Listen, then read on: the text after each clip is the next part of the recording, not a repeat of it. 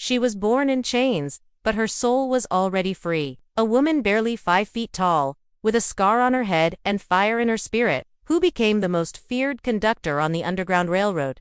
She couldn't read or write, but she could lead, and she led hundreds out of slavery without ever losing a single passenger. This is not just the story of Harriet Tubman. This is the story of what one life can mean when it refuses to surrender. Harriet Tubman was born around 1822 in Dorchester County, Maryland, under the name Araminta Ross. She was born into slavery, into a system where her life, body, and future were not her own. From her earliest memories, she experienced the brutality of human bondage, beatings, forced labor, and the constant threat of being sold. Her mother, Harriet Green, resisted in silence, protecting her children the best she could under the crushing weight of oppression. Her father, Ben Ross, taught her lessons in survival, strength, and the land knowledge that would one day save lives. As a child, Araminta was hired out to white families who beat her for the slightest mistake. One day, when she was around 12, she stepped between a fleeing slave and a white overseer. The man hurled a heavy metal weight, striking her in the head. She collapsed. 4 days, she drifted between life and death. She survived, but the blow caused lifelong seizures, headaches, and visions. Some called them a curse. She believed they were messages from God. From that moment on, something changed. The girl called Minty would eventually take her mother's name, Harriet, and with it, a sense of mission. She would never again accept a life of submission. Slavery had tried to break her body, but it had forged her will. In 1849, fearing she would be sold away from her family, Harriet made the choice that would define her life. She ran. With the help of the Underground Railroad, a secret network of abolitionists and safe houses, she escaped to Philadelphia. It was a journey of nearly 100 miles, on foot, at night, through forests, rivers, and danger at every turn. But she made it. She crossed into freedom. And then she went back. What made Harriet Tubman extraordinary was not just that she escaped, it was that she chose to return, again and again, to rescue others. Most people who escaped slavery never looked back. Tubman couldn't look away. Her family was still enslaved. Her people were still in chains. She believed she had been spared for a reason, to be a liberator. Over the next decade, Harriet Tubman made at least 13 daring missions back into the South, rescuing over 70 enslaved people directly and guiding hundreds more by organizing routes, training conductors, and spreading knowledge. She never carried a map. She didn't have written instructions. She relied on memory, instinct, and the North Star. She disguised herself, changed her routes constantly, and carried a pistol, not just for protection, but to insist that no one turn back, risking the group's safety. Her courage became legendary. Slaveholders offered huge rewards for her capture, but no one ever betrayed her. To those she freed, she was Moses, the deliverer.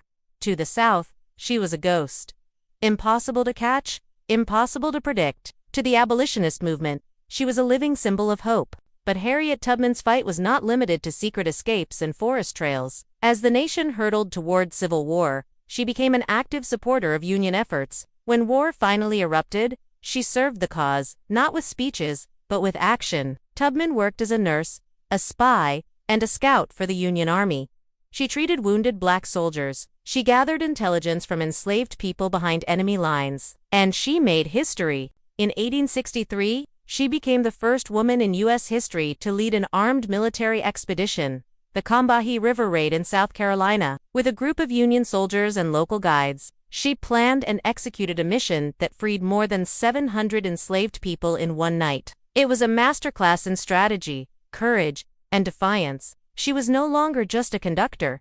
She was a commander. After the war, Tubman returned to Auburn, New York, where she had purchased land and begun to build a life. But even in peace, she never stopped fighting. She raised money for formerly enslaved people, supported schools and churches, and opened her home to the elderly and the poor. Later in life, she joined the women's suffrage movement, demanding the right to vote. She spoke not with polished rhetoric, but with the authority of a life lived in service of justice. Despite all she had done, as a freedom fighter, soldier, and humanitarian, Tubman spent her final years in poverty, often forgotten by the very country she had helped to preserve. She died in 1913, in the care of a home she herself had founded for elderly black people. Her last words were simple and sacred.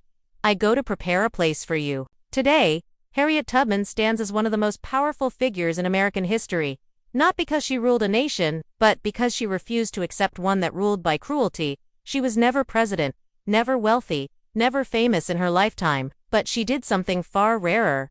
She changed the course of other people's lives. Her story teaches us that resistance does not always roar. Sometimes, it whispers through the trees at night. Sometimes, it walks silently through rivers, under the cover of stars. Sometimes, it rides on the back of a small, determined woman with visions in her mind and justice in her heart. She proved that true freedom is not something given. It must be taken, fought for, and carried, step by step, through the wilderness of fear. Harriet Tubman carried it for others, and because she did, a nation could begin to see its shame, and begin to change. She remains, even now, a guide, reminding us that courage isn't the absence of fear, but the choice to act anyway. That justice is not a gift, but a duty, and that no chain is unbreakable when even one person dares to say, no more.